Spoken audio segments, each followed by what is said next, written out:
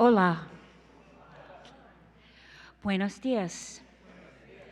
Mi nombre es Tina. Good morning. My name is Tina, and I serve gratefully as a member of your worship arts team. I also serve as facilitator of the monthly existentialism group and occasional vocalist for the church. Welcome to the Unitarian Universalist Church of Fresno, California. Welcome to everyone on our virtual campus. Welcome to everyone on our Alluvial Avenue campus. Welcome to everyone watching the services later on Facebook and YouTube. We are one congregation in many places. Our monthly worship theme for April is the path of resistance. Today we will explore the religious revolution started by the Transcendentalists in the 19th century, or the 1800s, depending upon the language you prefer. We acknowledge that our Alluvial Avenue Church campus sits within the traditional homelands of the Yokuts people, who are the past, present, and future stewards of this land. As Unitarian Universalists, we welcome you no matter your race, culture, age, spiritual background, or religious beliefs. We welcome you and your neurodiversity. This is a safe spiritual place, no matter your level of formal education, the amount of money in your bank account, or your disabilities. We celebrate the rainbow of diversity that includes those of us who are lesbian, gay, bi, transgender, non-binary, or gender fluid. You are welcome with or without documentation. All are welcome here. Todos son bienvenidos aquí. If you are on our virtual campus and want to share your joys, sorrows, concerns, or gratitudes included in today's service, just text them to us at 559-209-4977. That's 559-209-4977. You can also type them in the chat box, but you have to do it right now, so we have time to gather them later to share in the service. Be sure to text your name as well, so we know who you are. We're trying to wrap up our annual pledge drive. To give us an update, here's Tim. Thank you, Tina. Buenos dias. So I love how you said trying to wrap up. Emphasis on try. Pledge at uufresno.org, or if you're on our virtual campus, you can hold your smartphone up to the screen with the QR code. You'll be taken directly to how you can make your pledge. We currently have now 88.69% of our goal. Now, yes, you can applaud. Now, again, emphasis on trying. How much is still needed, you may ask? Right, Tina? You're asking that. I know you're asking that. I'm asking. The number is, drum roll, $73,034. And I'll tell you what, I'm going to increase my pledge by $34. So now we only need $73,000 left. Now, there are about 24 wonderful individuals who made a pledge last year, and we're still hoping that you'll submit your pledge for this year, and then our pledge drive team will be able to relax and celebrate. So if you are one of those 24, today is the day your heart really wants to make that pledge. Thank you. Thank you, Tim. In our Alluvial Avenue sanctuary, in the chat box, or in the silence of our hearts, let's take a moment to say buenos dias and greet one another.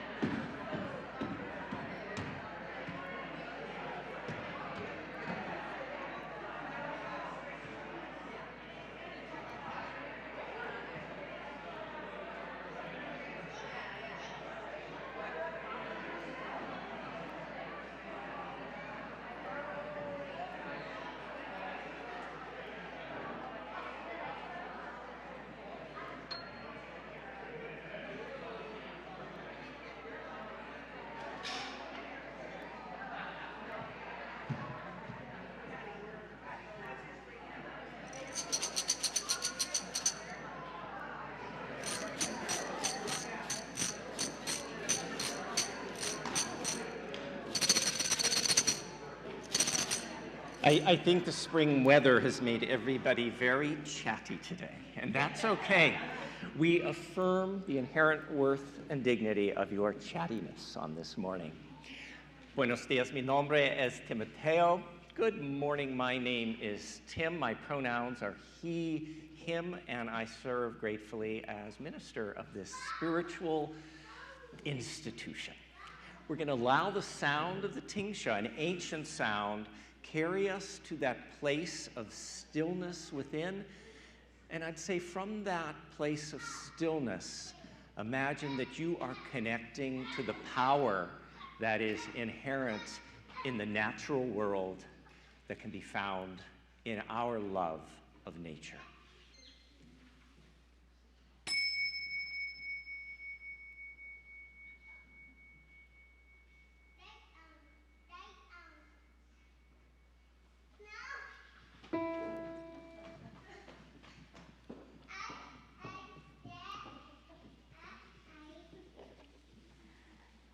My Lord, she said unto me, do you like my garden so fair?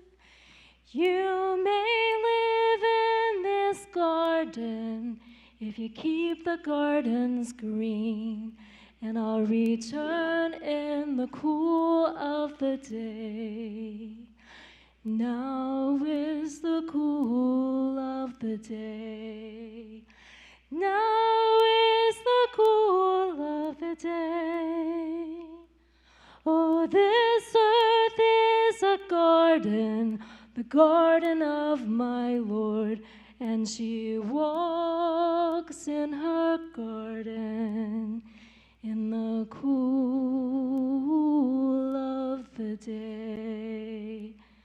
Then my Lord, she said unto me, do you like my garden so pure? You may live in this garden if you keep the waters clean, and I'll return in the cool of the day. Now is the cool of the day. Now is the cool of the day.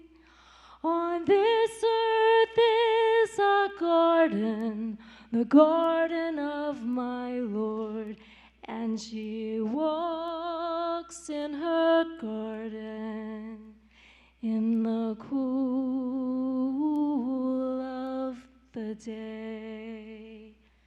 Then my Lord, she said unto me, do you like my pasture so green? You may live in this garden if you will feed my sheep, and I'll return in the cool of the day. Now is the cool of the day. Now is the cool of the day. On this earth is a garden, the garden of my Lord, and she walks in her garden in the cool of the day.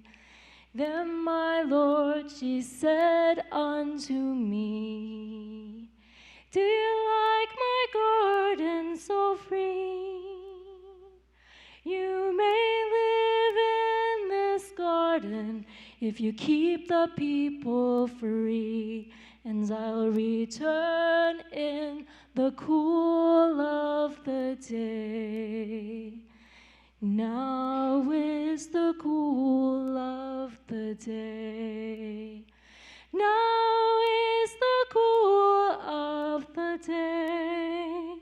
Oh, this earth is a garden, the garden of my Lord, and she walks in her garden in the cool of the day.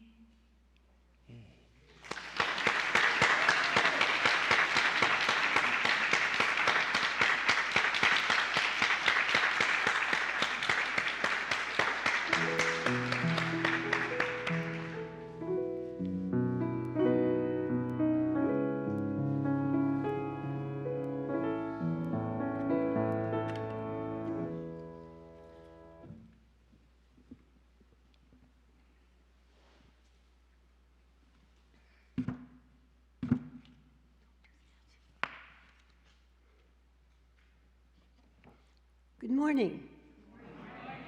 I'm Sydney Story. My pronouns are she and her. As a member of the Worship Arts team, it is my pleasure to join with Tina this morning and in assisting Reverend Tim in our service. For those of you joining us on our virtual campus now, or at a later time on YouTube or Facebook, please remember that it is our loving intent to worship together that unites us and sanctifies our space. So you are as cherished in our congregation as if you were physically present on Alluvial Avenue. If you have easy access to a chalice or candle, perhaps in a few moments you would like to light it in your own private sacred space. The flaming chalice, the focal symbol of Unitarian Universalism, can have many meanings. This morning, because we are examining the influence of Transcendentalism in the history of our faith, I like to see the chalice as a beacon symbolizing our insatiable curiosity. Just as the Transcendentalists broadened our thinking, or the thinking of their time, both internally in the cultivation of the soul and externally in the contemplation of other religions and the natural environment. So the flame of the chalice grows dynamically, illuminating our lives and leading us into a world which for each of us can be an expanding universe. Please rise in body and/or in spirit and join together in singing our song of praise, "You Are Welcome Here."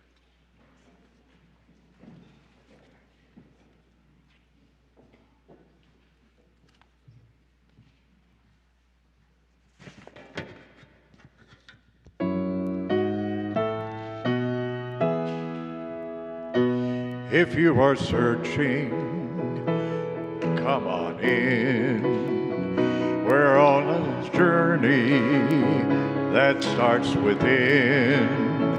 If you've got a burden, come lay it on down.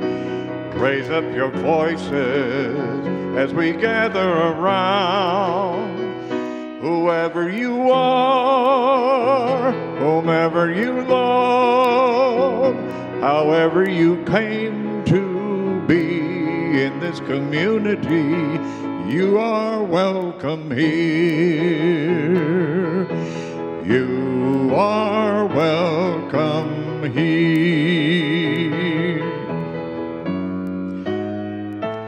If you are joyful or you're concerned, come share your story. The chalice flame burns. If your heart is broken, if you've been disowned, come join our circle. You are not alone. Whoever you are, whomever you love, however you came to be in this community, you are welcome here. You are welcome here. If you are running, you've got the right to seek one another, guided by the light. If you hear that calling, come join the fight. Marching for justice, candles lit in the night. Whoever you are, whomever you love, however you came to be in this community, you are welcome here. You are welcome here. You are welcome here. You are welcome here.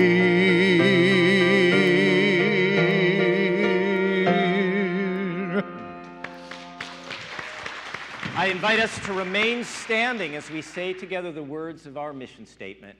La misión de la Iglesia Unitaria Universalista de Fresno es amar inclusivamente, crecer espiritualmente, servir con gratitud y trabajar por la justicia. The mission of the Unitarian Universalist Church of Fresno is to love inclusively, grow spiritually, serve gratefully, and work for justice. Please be seated. It has been a week, hasn't it?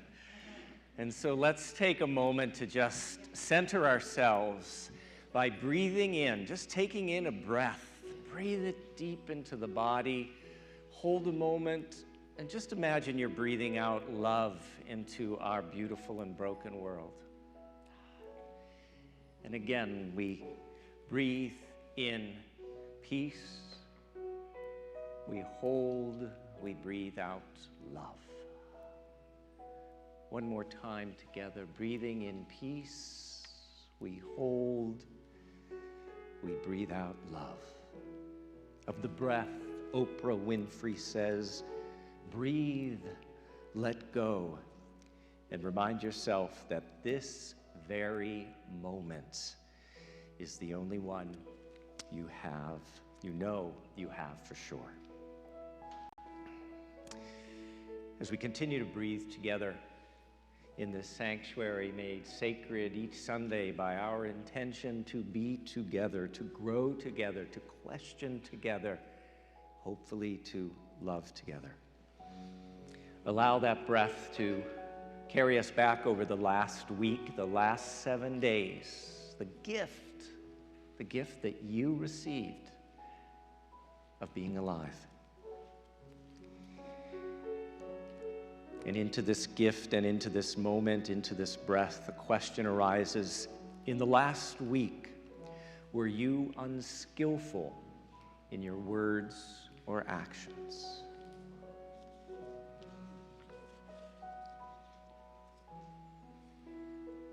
Knowing that most of us probably were, what intention do you wish to carry into your new week?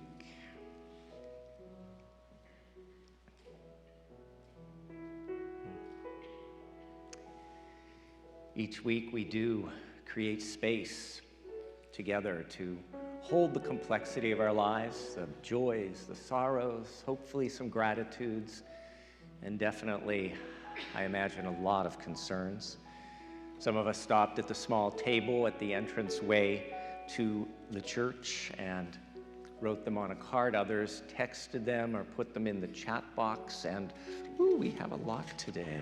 A lot is alive among us. Liz is feeling joyful. April is a joyous month for us. We got to celebrate our daughter's 5th birthday on Friday, the first real non-quarantine birthday since her first. We're also celebrating my wonderful husband James's 40th birthday this Saturday, a wonderful time for all.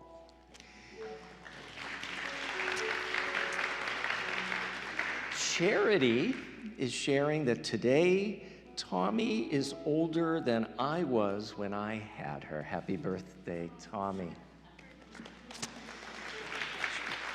Cheyenne, as well as many others, are celebrating that yesterday our church campus hosted a really extraordinary interfaith climate summit. It was the most diverse collection of people, both in terms of age and race, that I have ever seen on this campus in my 8 years of being here. It was truly an inspiring event of people of many faiths and no faiths coming together to talk about and learn and plan and envision how we as Fresno can address the climate crisis. And I can say that I walked away inspired, but I also walked away having learned a whole lot. I'm glad and honored and blessed that we could host that wonderful event. George and Pat are joyful that Judge Alba, who spoke at the church recently, was nominated to the 9th Court of Appeals by President Biden.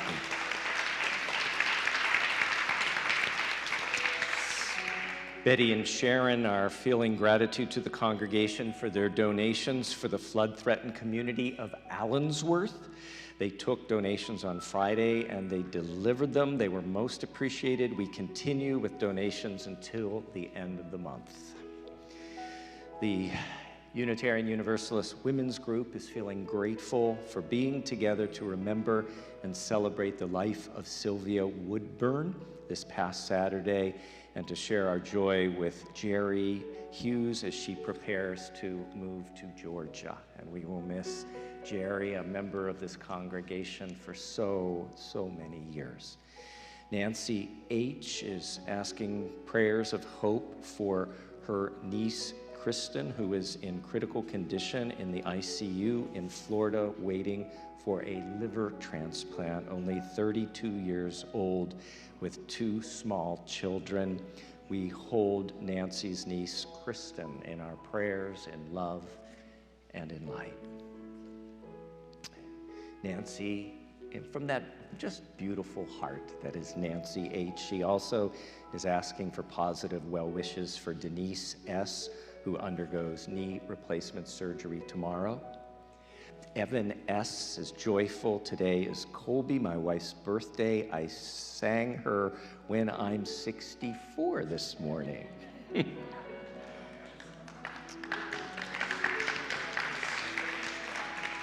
Jamie J. is offering her love to all of you in gratitude and joy, and says she misses you, but you are in her thoughts during this time. Jackie is joyful. She visited Bev F. A second time, and it was a real joy. Love that woman. Anonymous has submitted a sorrow. It simply says, guns, guns, guns, death, death, death, stop this madness.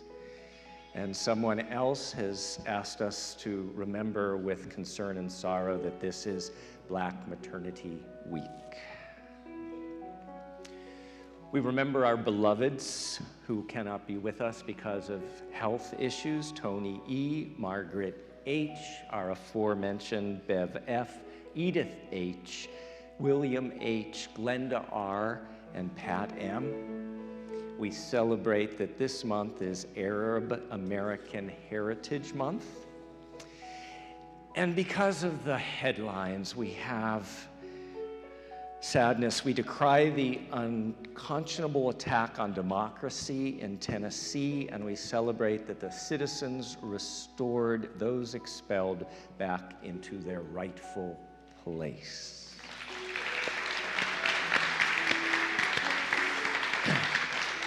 We grieve deeply the egregious judicial overstep that is an unprecedented attack on science, the FDA, bodily autonomy, and access to safe abortion. Let's be clear, mifepristone is safe, effective, and has been used by more than 5 million people since the FDA approved it 20 years ago. As Unitarian Universalists, we believe that everyone should have the ability to make decisions about their own reproductive lives and futures.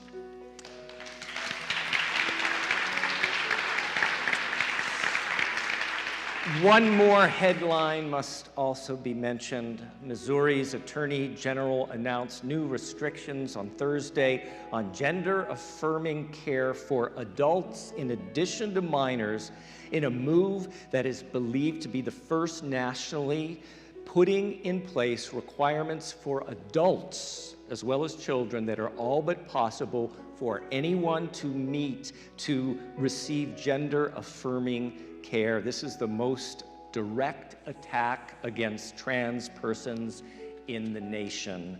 We say shame, shame, shame. As we light our candle for all that's been shared, today our candle of community burns as a reminder that even though other places in this country are using the lives of trans children, teens, and adults as a political tool, here in this sanctuary, here on our campus, we affirm the worth, the inherent dignity and beauty of our trans members, friends, and the larger community. Our call to meditation, how could anyone ever tell you? We're going to sing it through 3 times. The first time today, I ask that you just hold the nation's trans population and these words, direct them in your heart as a prayer or an embrace to them. The second time, these words to someone you know who on this day needs to feel blessing or grace. And then the third time, let's just hold this beautiful and broken planet and address it to all life and not just human life. How could anyone ever tell you? How could anyone ever tell you you aren't anything less than beautiful? How could anyone ever tell you you were less than whole? How could anyone fail to notice that your loving is a miracle? How deeply you're connected to my soul. How could anyone ever tell you you were anything less than beautiful? How could anyone ever tell you you were less than whole? How could anyone fail to notice that your loving is a miracle? How deeply you're connected to my soul.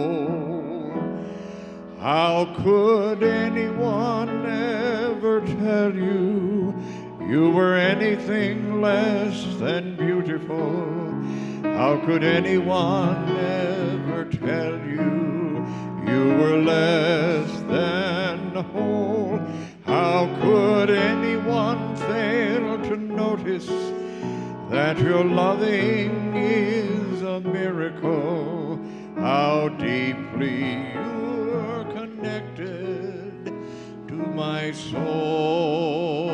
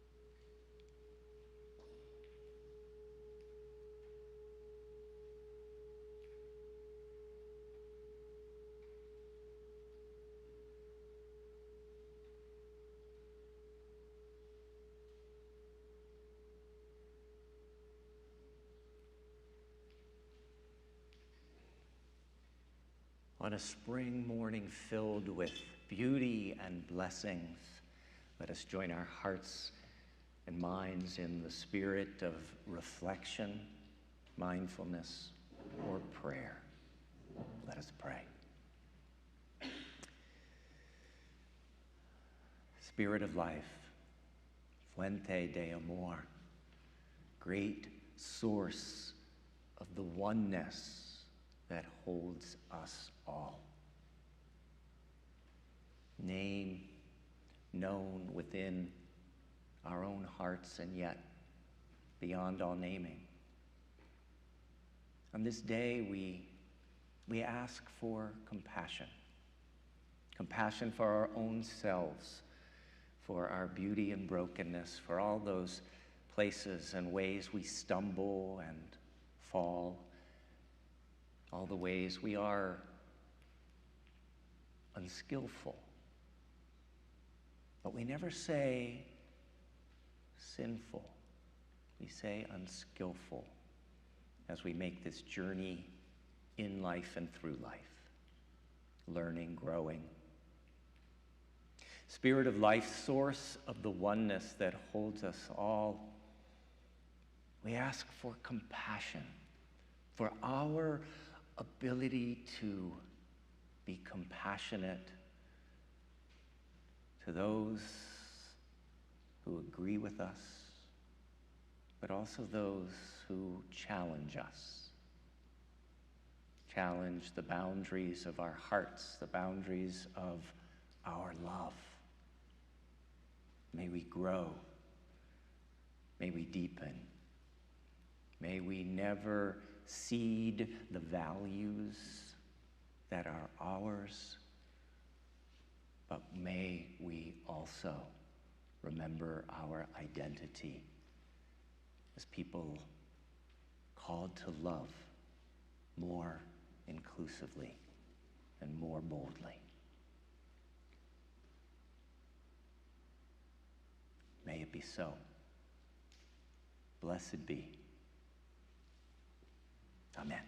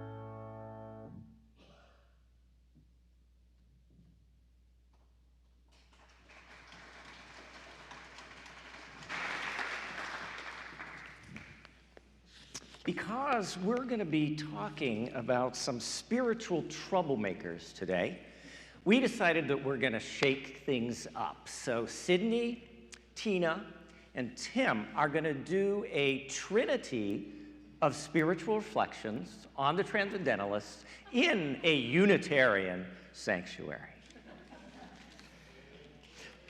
So, they didn't tell you, the ushers did not tell you when you walked in, or when you appeared on your couch, that we're going to begin with a pop quiz. How many of us would describe ourselves as more spiritual than religious? Show of hands. Okay, more spiritual than religious. Okay, how many of us would say that we are enlivened and revived by being out in nature? Show of hands. And I see all of you on the virtual campus as well. I can see your hands. How many of you would say that nature is a spiritual practice, being within nature? Okay. How about this one? Humans are essentially good but get corrupted by greed and ignorance. How many would say that? Okay. No question about that one. How about you believe the key to spiritual growth is asking questions, education, and learning? Show us that. Okay, very good. How about this one? No gender is intellectually superior to another. Okay, yeah. Okay, ooh, yes. This question, your personal experience is more important than someone else's so-called logic. Okay? Said with love and respect, Christianity is but one expression of faith, and that truth, wisdom, and other perspectives are found in other world religions. How many of us? Okay. What about this one? Nonviolent civil disobedience, nonviolent, against government and unjust laws is valid. Okay, very good. So, if you raised your hand once or every time, you have the ability to thank right now the Transcendentalists. Because the Transcendentalists, each and every one of those, is a contribution from one of the most extraordinary collections of minds that have ever lived in the history of this country at the same time. So we're going to take us back to the 1820s, 30s, 40s, 50s, and 60s. Unitarianism, although wonderfully progressive for its time, was still a biblically based faith tradition. They believed Jesus was a human being, but as a human being, the Unitarians relied solely on Christian scripture when they did their lessons and sermons. Jesus was the main focus within Unitarian congregations in this country. And then something happened. The Transcendentalists came along, and that's when the slide can appear, and brought within this very staid and proper Unitarianism a spiritual TNT, a spiritual dynamite that just blasted Unitarianism and religion as we knew it at the time and still know it in ways that have made us who we are today. So just a few of these folks: Ralph Waldo Emerson, Margaret Fuller, Emily Dickinson, Henry David Thoreau, Elizabeth Cady Stanton, Lydia Maria Child, Elizabeth Palmer Peabody, William Wordsworth, Nathaniel Hawthorne, Bronson Alcott, and Walt Whitman. This collection of extraordinary religious and intellectual thinkers put forth that you no longer needed the Bible, you no longer needed stories about Jesus, you no longer needed even, and I always tremble when I say this, you no longer needed a church building or a congregation, that you as an individual can have a direct experience and ability to perceive the divine through your own individual experience. They said that spirituality comes from the self and through the self, and not specifically through any one religion. They said that your personal insight and your experience is more critical, as it has more value than someone else's supposed reasoning or logic. What they said is you can go out into the natural world, you can perceive with your own senses just the wonder of being alive. They taught a sort of natural mysticism. They said, just look at a sunrise, look at a tree. I'm looking right out the window here at a beautiful blooming tree right along Alluvial Ave, and they said you can see the miracle of life right there within the dawning day, within the budding tree, within the beauty of a Fresno, well, they didn't say Fresno, but a Fresno sunset. They would have if they were here looking at our sunsets. They elevated each human being to be able to perceive the divine. They didn't debase them by calling them sinners or saying that they were in need of salvation. The next thing that these radical thinkers did is they said, we love the Christian story, we love Jesus, but there's more to it than that. They are the first group that collectively began to study world religions.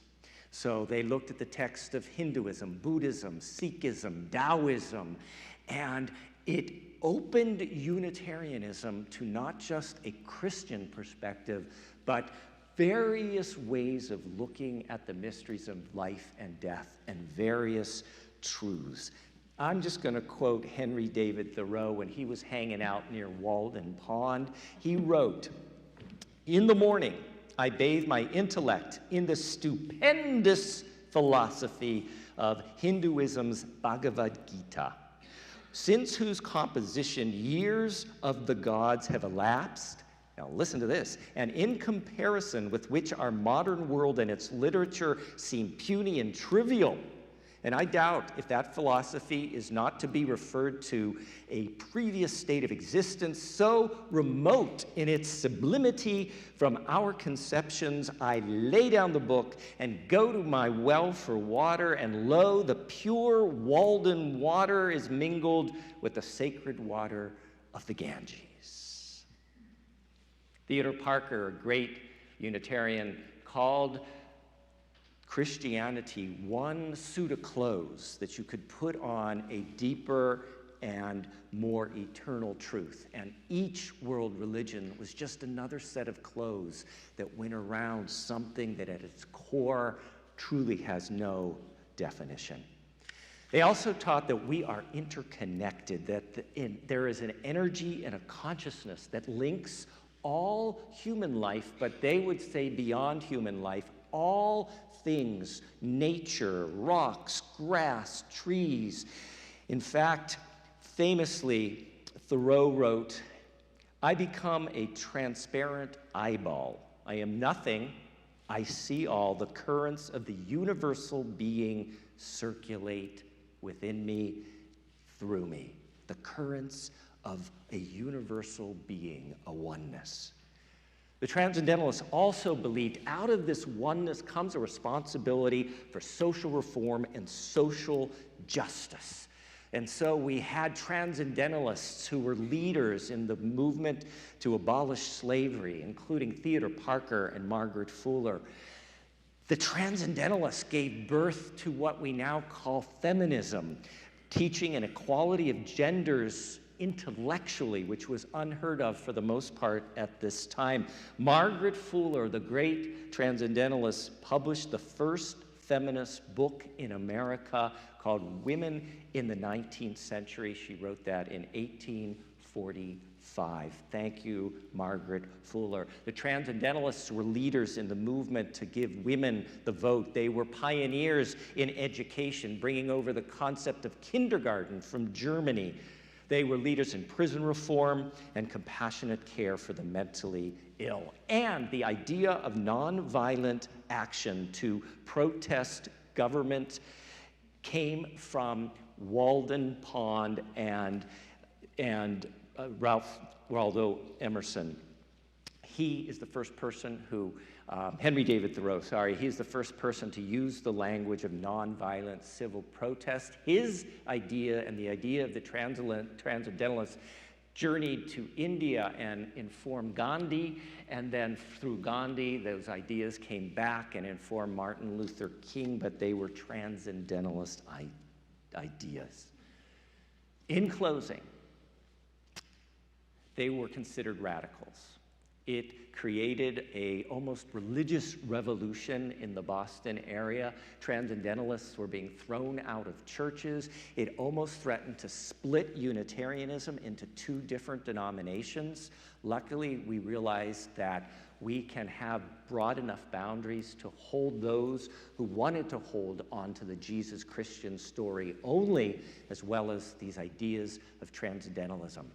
We are going to hear how these ideas have impacted two very different spiritual journeys. We're going to hear from Sydney through the lens of anthropology. We're going to hear from Tina through the lens of philosophy, how their lives, their spiritual lives, and their religious lives as Unitarian Universalists have been forever altered because of these radical ideas that today don't seem radical at all. It just seems like, isn't that what Unitarian Universalism is?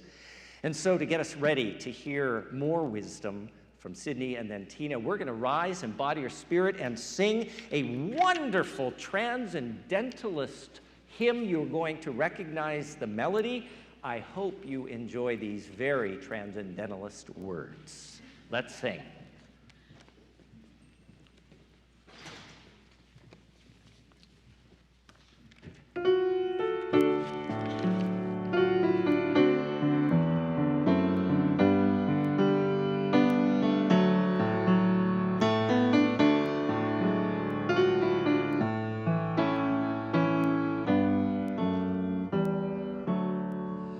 Ye earth-born children of a star, amid the depths of space,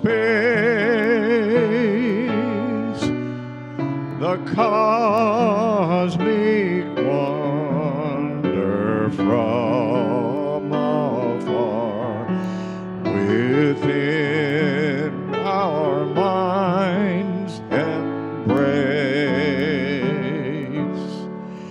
We celebrate the web of life, its magnitude we sing, for we can see divinity in every living thing. A fragment of the perfect whole in cactus and in quail, as much in tiny barnacle as in the great blue whale. We bring our spirit to the sea. We stand upon the shore. We gaze upon infinity. We hear the waters roar. And then there comes a sense of peace. Some whisper claims our soul. Some ancient ministry of stars has made our spirit whole.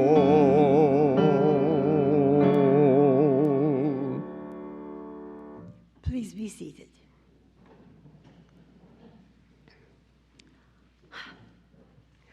When I chose to attend the Unitarian Church of Fresno, as it was known in those days, in 1967, I made the decision for 3 reasons, 2 of which are relevant here. As an anthropologist, I know that there are many religions in the world and that none can lay claim to absolute truth. So I require a religious system that is broadly cross-cultural. Then, it is essential that the religion be compatible with science, specifically evolution theory and anti-racism. What I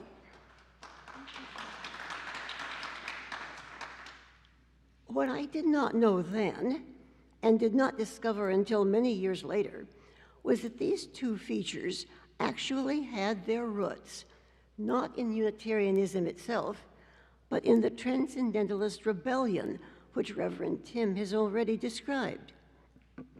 Unitarians, pre-transcendentalists, were actually quite biblical, though not literally interpreting. The change had two different implications. First, the concept of religion, of what a religion is, expanded to at least Buddhism, Hinduism, and Islam. Second, by including immersion in and contemplation of the environment as an individual religious expression, they opened the door for acceptance of time depth beyond the 4,000 years allowed by the Bible, and for the recognition of mechanistic change, which is the cornerstone of Darwinian evolution. One famous transcendentalist, Margaret Fuller, notice that women were included in transcendentalism very importantly. One famous transcendentalist, Margaret Fuller, visited the Native American tribes in Wisconsin and Minnesota, where she stayed with and talked to the Menominee and the Winnebago. Although she apparently did not see any religious observance, it would have been the medicine rite. She writes without condescension that she found them a warm, welcoming, hospitable people. I have a hunch that she would have acknowledged their religion, their beliefs as a religion, and would have been impressed by the month-long medicine rite. I like to imagine that Margaret Fuller's love of language would have led her to a fascination with the 65-part Navajo verb, parentheses. The most complex verb in English has 8 parts, parentheses closed. Another famous transcendentalist, Ralph Waldo Emerson, joined her in admiring the intimate mutual relationship of the Native Americans to the environment and in deploring their cruel treatment by the United States government. Emerson might well have enjoyed exploring the concept of Alturinga, central to the religion of the desert peoples of Australia. Alturinga is the timeless dream time when the sacred animals walked the earth, constructing its features, as they still do in a dimension not our own. Thoreau might have felt kinship with these same people because they loved their desert environment, which to outsiders seems like a barren lunar landscape. They loved it as intensely and with the same spirituality as he loved the lush greenery of Walden Pond. The Transcendentalists might all have been aesthetically pleased by the balance between randomness, mutation, and patternness, natural selection, which is the essence of modern evolution theory.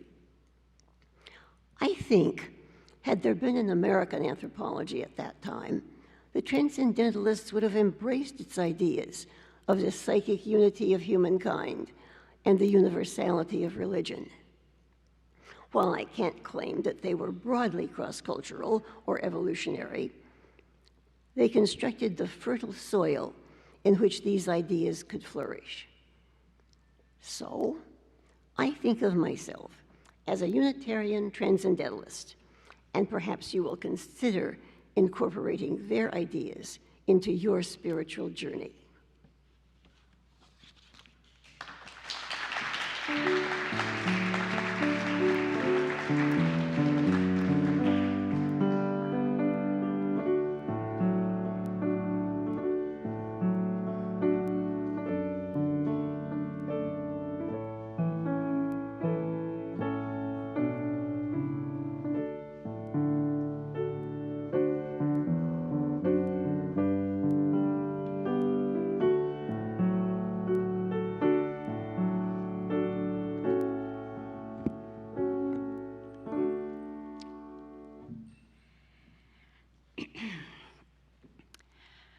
Good morning again. Historically, I was not a fan of organized religion. Raised by 2 ex-Catholics, I was taught that organized religion was full of hypocrisy, and that every organized religion was the same, with different words and different gods. My parents taught me that religion was for fools and simpletons, the opiate of the masses. As Nietzsche said, there was no God, no such thing as divinity. None of that ever felt right to me. I always had a sense of a divine presence, even if I could not explain it. The views of my peers seemed to reinforce the story that there was no God, no such thing as divine. A full-blown Generation Xer here. My teenage life and early adulthood were both like a Richard Linklater film, #slacker.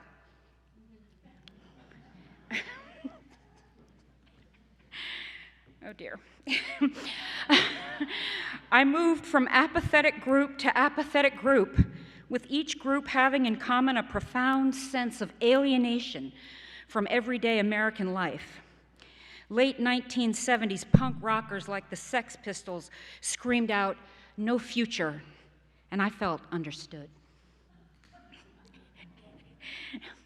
About 10 years later, Bono moaned and cried out to the world, "I still haven't found what I'm looking for." And I thought, I couldn't have said it better myself. When Kurt Cobain died, I had a wake-up call. If I don't find some kind of answers to this spiritual yearning that I felt within, I might actually die. Thus began my spiritual quest. It started with studying philosophy. That's Socrates. For a while, I thought reason and rational thinking would help me find what I was looking for. But I soon realized that philosophy could not answer my spiritual questions. I knew I could not answer my spiritual questions. Slide? Oh, okay. There's a slide missing. Anyway, I knew I had to look elsewhere for those. I began studying Buddhism and meditated every week with a Tibetan monk. A few years later, I joined 2 different Quaker churches. What both Buddhism and Quakers had in common was a focus on meditation. During this time of my life, I also joined my husband on long walks in the woods, a favorite pastime of ours. I found that these walks provided their own sense of meditative bliss. Slide. Soon after this period, I met a lovely older woman named Hetty. Hetty was a theosophist, a religion that began in the 19th century during the Industrial Revolution with the central tenet of the oneness of all things. Hetty introduced me to the 19th century Transcendentalists, cousins of the Theosophists. While studying Transcendentalism, I discovered that it had 2 key predecessors in thought: Unitarianism and Enlightenment German philosophy. The Unitarian influence on Transcendentalism is well known, and we've discussed it today. To briefly recap, the 19th century Unitarians rejected the Trinity and the divinity of Christ in favor of a belief that God exists in the form of one unified being. Unitarians also believed in the power of reason as the foundation of spiritual life. The Transcendentalists developed their ideas in reaction to Unitarianism, focusing less on defining God as unitary, however, and more on the importance of the individual human person, focusing less on reason and more on sensory experiences and emotion as the path to the divine. The influence on Transcendentalism of the philosophy of the Enlightenment philosopher Immanuel Kant is less well known. Kant is known for his transcendental idealism, according to which the human experience of things is in the form of what he called appearances, which is just another way of saying that human experience is mind-dependent. Kant argued that because the way humans experience things is a combination of sensory data and cognitive processing, human beings cannot experience God, who is fully transcendent, or beyond both sensory data and our ability to process it. But in his later work, Kant added an important qualification to his original view that God is unknowable. We may not be able to know God, but if there is such a thing as morality, then its source is in the transcendent, or the ideal. To be moral for Kant is to use our free will, to choose right over wrong, to aim in all we do to conform our actions to the transcendent, or the ideal. The Transcendentalists of the 19th century adopted Kant's idea that morality is about free will and the pursuit of the ideal, and developed it into 4 key values. Access to God should be direct, as Reverend Tim mentioned to you earlier today, not just that it should be, that it is. Beauty, in the form of artwork of any kind, inspires us to the divine. Third, nature, as Reverend Tim said, is central to spiritual life. And 4, the compatibility between individualism, which is a value, and equality for all, which the Transcendentalists thought was a companion value. In my own spiritual life, I engage all 4 of these values. I meditate regularly to experience direct access to God. I surround myself with beautiful things, works of art, whether it's music, artwork, interior decorating. I take long walks in nature and regularly visit the ocean, my favorite place, actually, where I gain perspective and insight. And finally, I nurture a belief that each human being is an individual person with unique talents, gifts, thoughts, and needs, and that together, all humans should create what Kant called a kingdom of ends, or a world in which every human being is treated as an end in themselves and never as a means. It is in these ways that my own spiritual practice is decidedly transcendentalist, or at least, as the kids say, transcendentalist adjacent. I love the fact that the Unitarian Universalist Church embraces this and all other aspects of my own personal spiritual journey. I have found an organized religion that works for me, despite the early message that I received that such a thing was impossible to find in the world.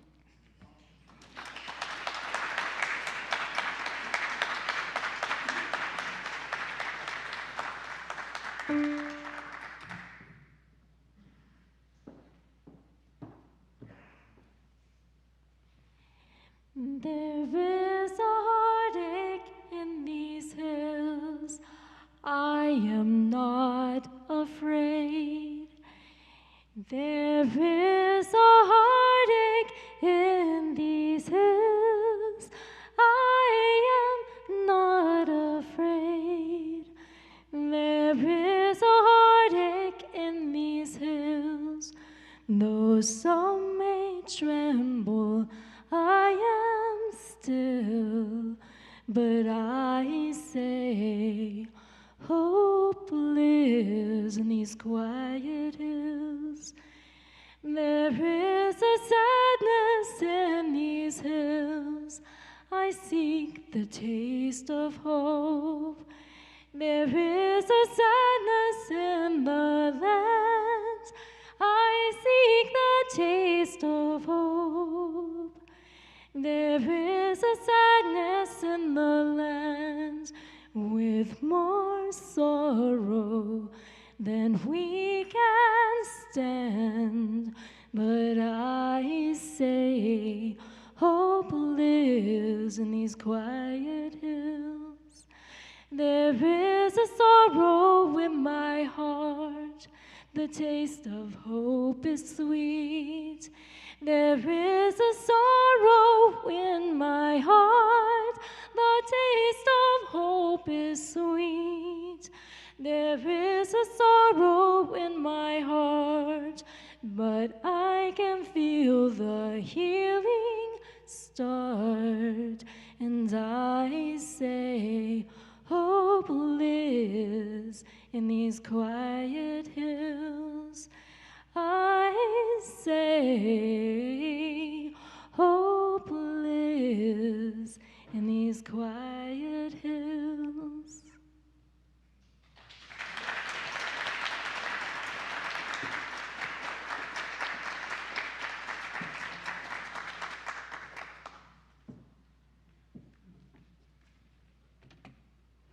Hello again. My name is Tina. Now it's time for the Sunday offering. I'd like to share that for me, being generous and being mindful about being generous in recent years has opened my heart to the joy of helping others and has enriched my life in ways too numerous to count. We are so grateful for your generosity. In order to sustain our mission and ministry to each other and the larger community.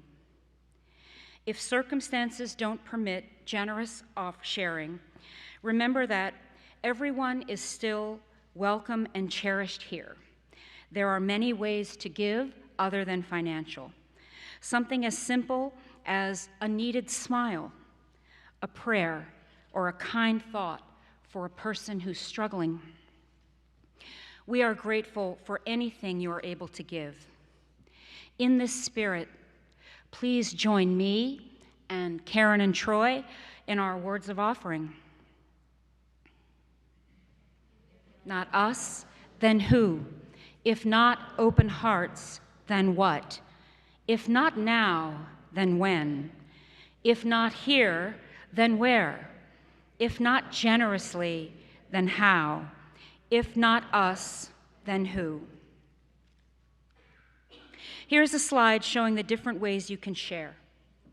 We also have baskets at the side doors for those who exit the Alluvial Avenue Sanctuary. No matter which campus you are on, you are invited to use your smartphone and make a contribution through Cash App at $UU Fresno. That's $UU Fresno. We also want to take a moment to recognize one of the countless non-financial contributions that keep our congregation going. Each of us contributes to the congregation just by being here. Today, I would like to recognize our leadership development team for inviting folks into leadership of our teams and the church, and for providing training opportunities so our leaders can grow in skill and knowledge. Thank you. May this church continue to be worth all of the forms of your gifts.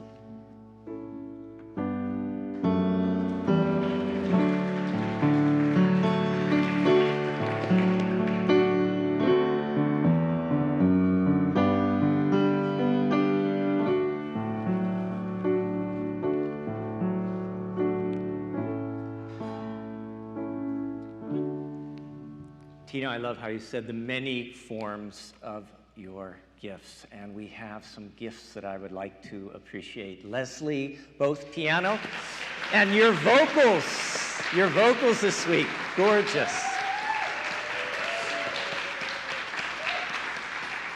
Sydney, our resident anthropologist, and Tina, our resident philosopher. Yeah, we talked about the radical nature of the Transcendentalists, and as I look at that flame, I think that the flame that they ignited within American thought and within American religion burns on today in our hearts. So even though we will extinguish the flame, that Transcendentalist spirit is dancing in our hearts and minds. So let's join Karen and Troy in our words of chalice extinguishing.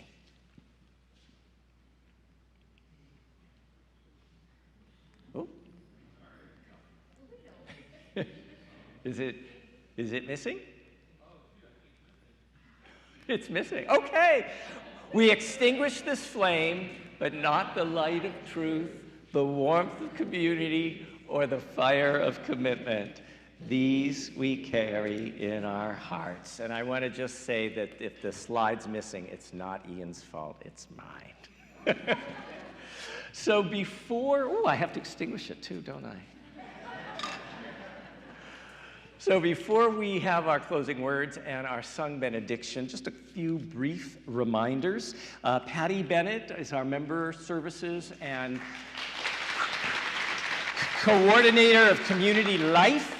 And anybody who's new or newish and wants to learn how to get more involved, Patty is your go-to person, and you want to read her t-shirt because it's an awesome t-shirt too. What's happening today after the service? Outside in our beautiful quad, we'll be having our coffee hour where you can get caffeinated to properly enjoy the rest of this beautiful springtime day. Outside there's a table marked visitors, and it has a really beautiful bluish tablecloth on it. A member of our board of trustees is there. They can answer questions also about this church. Sometimes coffee hour feels intimidating. There's a warm, friendly face who will welcome you into conversation.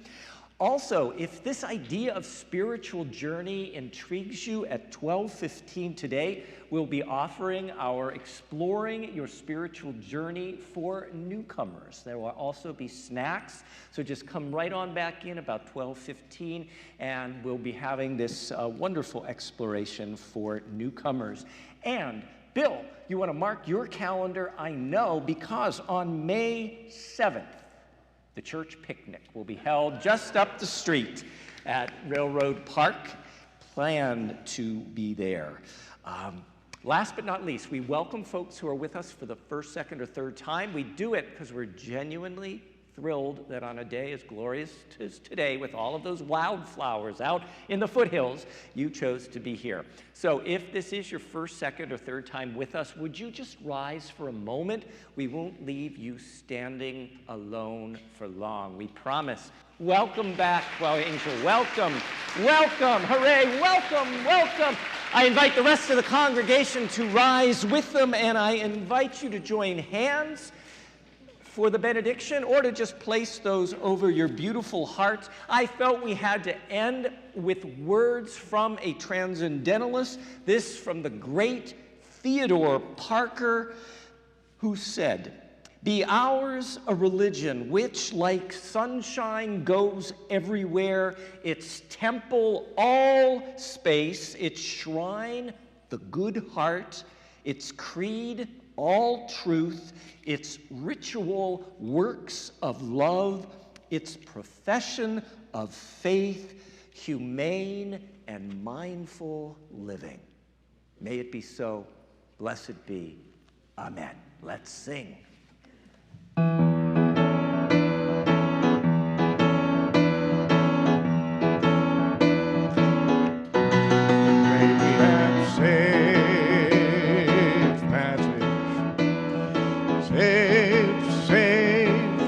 May we have safe passage, safe passage on our way, safe passage on your way, wanderer, safe passage on your way, searcher, safe passage on your way, sweet pilgrim, sweet passage on our way. May we have safe passage, safe passage. May we have safe passage on our way.